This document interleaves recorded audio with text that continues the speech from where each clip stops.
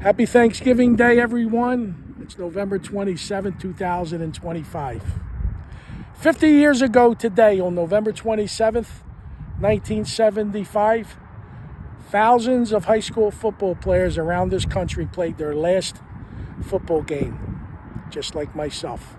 I like to pay thanks and I like to pay tribute. But before I do, let's go down memory lane for a second. I am standing what used to be Southern High School's football field right here. As you can see, it's no longer here. About 20 years ago or so, this complex was redone. And now the football field runs north and south on 10th Street side from 10th and Bigler to just shy of 10th and Packer.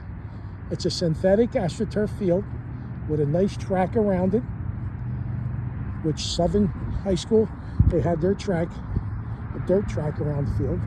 As you can see, they have stadium lights. Back in the day, there was no lights here. None. You know, back in the day, I'm not so sure they regard this complex or field as 12th and Bigler. If you played Southern High School football or Bishop Neumann High School football here, or you played summer baseball or baseball for Southern High School or Bach Vocational, you said you were playing at 12th and Bigler. If you're driving today eastbound on Bigler Street, passing 13th, there's a driveway. You see homes there in the background. That was the west end zone. You got Eisminger Street, Kamak Street, and 12th Street. And 12th Street is where I'm standing, and that's where the east end zone of Southern High School's football field stood. I played 1 year of varsity football. I played junior varsity, sophomore, junior year, but I was on the depth chart, and that's why I had to wait until my varsity year. I had other running backs who were playing their sophomore and junior years way ahead of me, so I had to wait my turn. I grew up playing football at DV, Delaware Valley Youth Athletic Association, 19th and Johnson. I love playing football. And I was fortunate to play under legendary Paul Bartolomeo, who they called the Dean of the Catholic League. His coaching staff consists of Bob Sensky, he's deceased, Lou Penna, deceased, Ed DiCamilio, better known as Bubby, he's still with us today. But there's one gentleman I like to pay thanks to and pay tribute to. His name was Bill Brannau. He was on the coaching staff. He's referred as the legend down at 2nd Street. And if you don't mind, I like to pay tribute to him. If you give me a second and maybe read his body of work, because I know for a fact myself and my teammates that day had no idea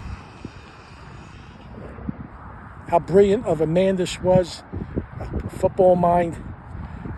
Let me read his body of work.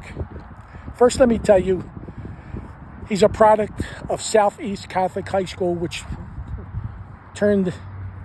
went on to be Bishop Neumann High School, and he played under Paul Bartolomeo in 1948. He was on that city title team. That also was a team Bart proclaimed to be his best defensive team he coached. They only gave up one touchdown that year. And Bill Brannau played both ways. In 1949, he was voted and named the league's most valuable player. But it's what he did after his high school days that's impressive. Can I please read it to you? Billy Brannau was a Villanova Wildcat starting quarterback from for the 1951 and 52 season, during which time he led the team to a combined 12-4-1 record under head coach Art Ramo. Billy Brannau played 3 varsity seasons in all from 1950 to 1952 and graduated from Villanova with a degree in economics in 1953.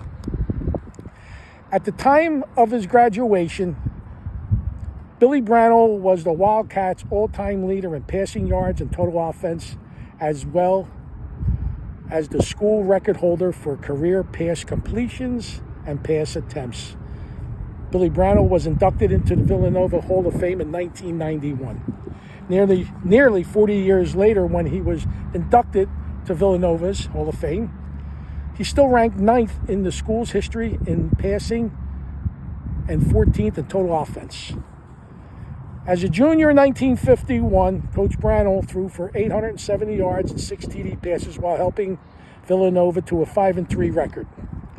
That 1951 junior season of his started with 3 straight impressive wins over, get this, Army West Point on the road, 21-7, Penn State and Allentown, PA, 20-14, and on the road to, as we know it, Go Tide, Alabama. He beat Alabama 41-18. My goodness. In 1952, his senior year, Villanova was 7-1-1, with the only loss coming on the road to Tulsa. Road wins over Kentucky, Clemson, Boston College, and Xavier were his highlights, along with a 20-0 shutout against Wake Forest at legendary Franklin Field. Brannau had a successful career as a coach and educator following his collegiate playing days for nearly 40 years. He went on in 1959 to coach the freshman team at Villanova, but it's what he did after playing college football that is impressive as a coach and teacher. Billy Brannau got his first coaching job in 1956 when he became the head football coach at St. Matthew's High School in Conshohocken. There, he won 2 suburban league championships during a 3-year stay. During his 10 years coaching at Father Judge High School, as head coach, he won a city title and won another city title as an assistant coach. Okay? In 1970, Brannau became assistant football coach back at the school where he graduated at Bishop Neumann. Now get this. While teaching math and history and coaching basketball and baseball at Waldron Academy, a job at the time he held for 25 years, he was coaching football at Bishop Neumann High School. What else? Okay. 1977 and 78, he got the head coach job at St. Joe's Prep. Did I fail to mention he also went back to St. John Neumann in 1983, was the head coach there? Unbelievable. That's why they call him the legend. And on that day, my MVP was Billy Brannau. He was influential on my, how should I say, performance that day. Bishop Neumann that day, we took the Bigler sideline. It was a wet, rainy, muddy field conditions. From the sidelines, about 10, 12 yards in was the muddy sideline. The middle of the field was wet as can be, but the dry sideline was the sideline that Southern took. Their sideline, they had their back towards the 76 East, 76 West, coming off the Walt Whitman Bridge. And they had stands also. They had a nice coaching booth up there, or someone, like they did the films, they filmed the games. Very nice complex it was here. Well, Billy Brannau came up with something clever. Came up with the idea that we weren't going to run the kickoff back to the dry side. They're expecting us, he said, to run to the dry side. But he said, Sugar, you're going to take it to our wet sideline. Now, Charlie Farini was back there with me, and he'd tell you I stole the kickoff, which I did. Because Billy Brannau thought I was the best candidate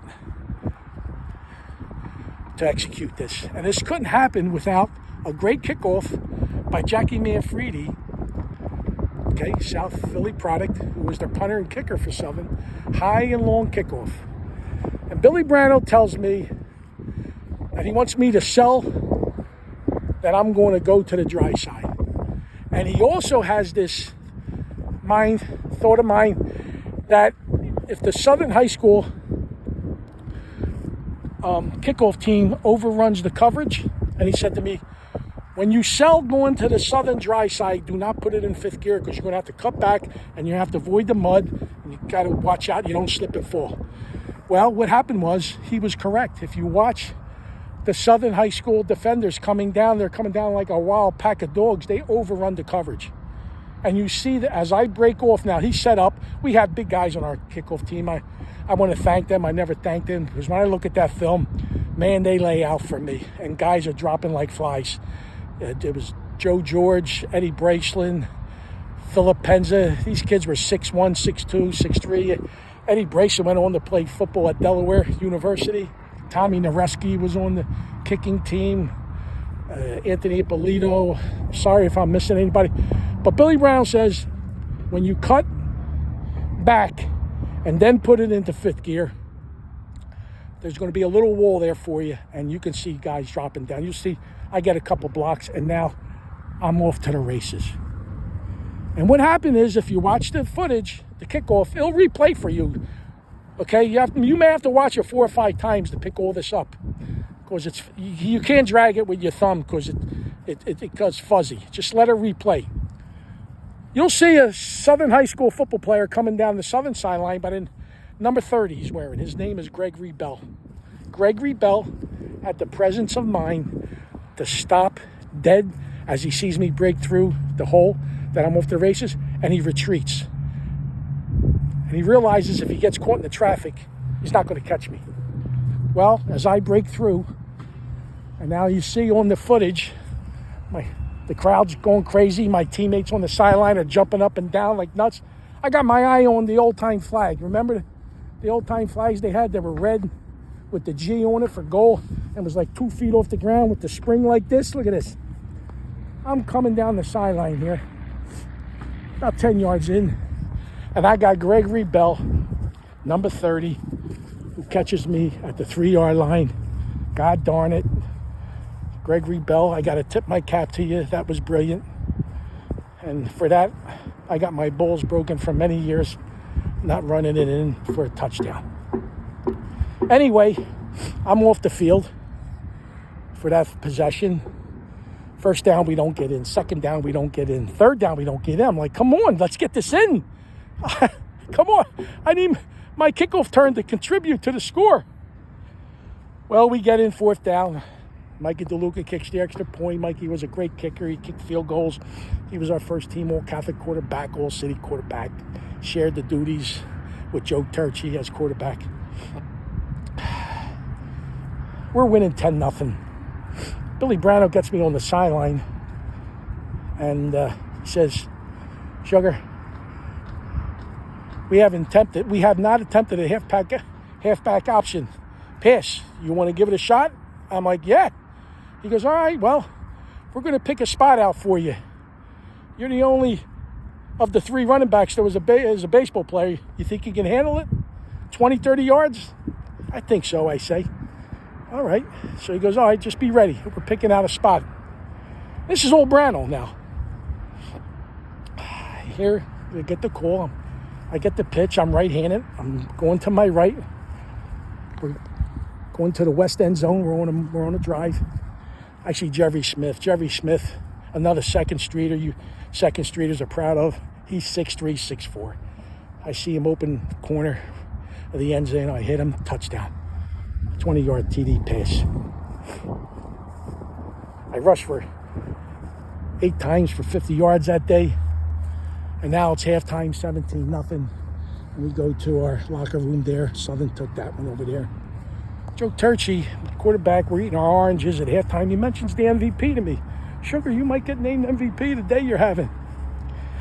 I was like, wow, okay. You know, I would have been, at the time, I'm a 3-year varsity baseball player. I got my eyes sight on playing college baseball, right? Kids have dream of playing Major League Baseball. But if they were going to name me MVP, that was something nice to have playing my last high school football game. Well, after the game, buses were parked right over here. Cement area. I'm in the back of the bus. Bart comes in, tells us, Albert, Call me Albert, never Albert. Albert was named the game's MVP. Well, the game's MVP was named after a Southern high school football player during his junior year, Jimmy Bowen. 16 years old, he got injured during a Southern high school football game. He got paralyzed and then died years later. And the name and the MVP trophy was named after him. So to his family and friends, if they're watching this, we remember Jimmy today. And I'm honored. Also, to Billy Brannau's family and friends, passed away. Billy, Coach Brannau, November 17th, 2017. I was on the West Coast. I would have paid my respects if I was home. And I also want to mention Coach John Pendino, Southern High School's football coach that year, who coached 14, 15 years as the football coach, coached many years as the baseball coach, and brought many titles to the school. We thank you, Mr. Pendino, for your dedication and commitment to the school. And I'm sad to say there is not a Neumann Southern Thanksgiving Day game today. And that's tragic, because that brings many memories for high school kids to have over the years. And I like to say to the Southern high school football team that year, 1975, we share that day together. It has nothing to do with the final score. I know at least 6 or 7 that were on that team. Guys like Matt Flanagan, Pete Galliano, Albert Puggi, Jackie Manfredi, like I said, Billy Vogt. And guess who else was on the field that day? Former, then future heavyweight championship, future heavyweight champion, terrible Tim Witherspoon was a defensive lineman. Tim Witherspoon held 2 heavyweight belts, WBC, WBA, fought from 1979 to 2003. See what I'm saying? So, I want to thank my 1975 varsity, Bishop Neumann varsity teammates. I never thanked you, and I want to do that right now. I share that MVP with all of you. All of you. You know who you are. Many memories from football camp in August to opening day here. I remember Cardinal O'Hara came here, brought the marching band. We're winning 14-0 at halftime. I commit 2 silly fumbles. We end up in a tie. They're picked to win the Catholic League, O'Hara. From the 45-43 shootout we had at St. Joe Prep to the Monday night game we played at Veterans Stadium because the whole Catholic League got rained out that Sunday, and the Eagles opened up the field for us, and we played Archbishop Carroll. And on the last play of the game, where we went for the 2-point conversion for the win, and we didn't execute it, and we fell shy of a playoff berth. But we cherish those memories together. To my 1975 varsity teammates. And in closing, I want to say to South Philly, I love you. I always will love you.